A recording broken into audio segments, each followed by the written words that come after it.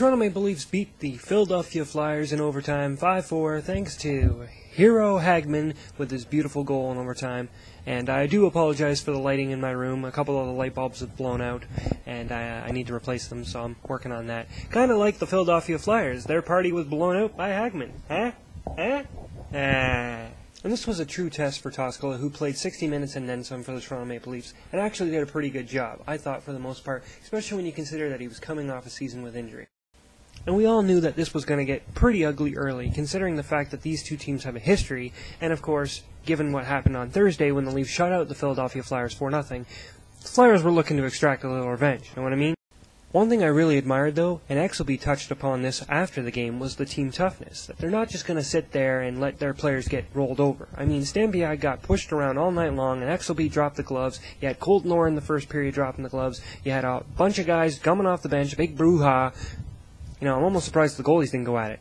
Makes me wonder. But penalties aside, we actually had a decent hockey game. The Leafs showed that, again, on their power play, they can score with the man advantage. And Caberlet kind of reminded me of the Caberlet of old. The Caberlet that would make a move and feed the puck up the ice to a player, a streaking player, kind of like a Matt Sundin, but in this case, Matt Stajan, who made a beautiful goal. And this is one thing that Brian Burke has done very well and has tried to address. Enough of this picking our teeth out of the glass, enough of skilled players getting pushed upon. Caberlet can now kind of relax, do what he does best, and, well, he's a quarterback with the puck. Anybody can argue that Caberlet needs to shoot more, sure. But Caberlet's one asset that I really love is the fact that he can go from end to end, you know, with tremendous speed. If he finds you streaking open, he'll give you the puck, tape to tape, perfect pass to Stajan, top shelf, beat Emery, 1-0, great goal.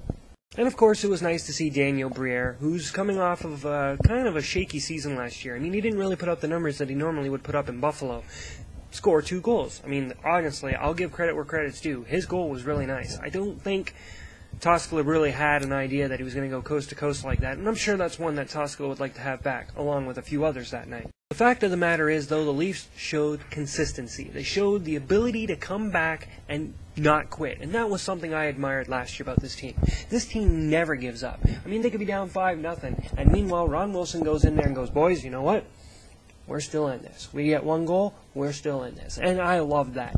You know, guys stepped up, threw the body, defended the team toughness, great saves by Toskala late in the game to keep them in there. Hagman with a beautiful goal, like, oh my god, highlight of the night material, folks. I mean, he zips through one defenseman, around another defenseman, top shelf, and, you know, this guy deserves more credit than he gets. I mean, last year he put up some pretty decent numbers as a Toronto Maple Leaf, and I expect him to do the same if he stays healthy this year.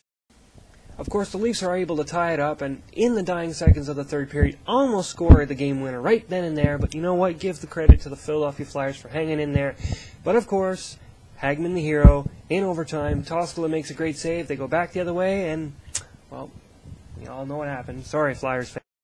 Overall, I think this Toronto Maple Leafs team has done very well for itself. I know a lot of people are going to say, you know, the preseason is just the preseason, and that we're only 3-1, and for all I know, we could go 0-5 during the season. You know, once it starts. There are a couple of things that have impressed me. The defense has played well. I thought Caberlet and Beauchemin played really well on his goal. Beauchemin, I mean, wow, what a shot.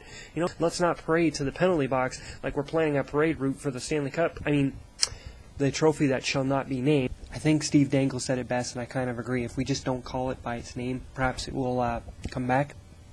Every time we watch spring training, you know, the training camps, we're always like, yeah, there's 1 or 2 guys that maybe are interesting. But this year we got so many new faces that it's like, what jersey do I get? Do I get a commissary jersey? No, maybe I should get a Caberlet jersey. No, I'm gonna get a Shen jersey. No. Wait, maybe I should get Beauchemin because he's new too. I'm gonna need a Beauchemin jersey. I'm gonna need a commissary jersey. No, I can't get that because Bozak makes the team. And if Bozak makes the team, then I can't get my commissary. Quite a number of new faces, eh? Of course, know what you guys think. That's right, people on YouTube, Facebook watching, and of course, fellow Leaf Spacers. This is the time for you to blog, you to make videos, and leave me a response. So contact me by my Twitter, add me as a friend, rate me, subscribe me, do whatever you please. But of course, if you haven't already joined LeafSpace.com, do so.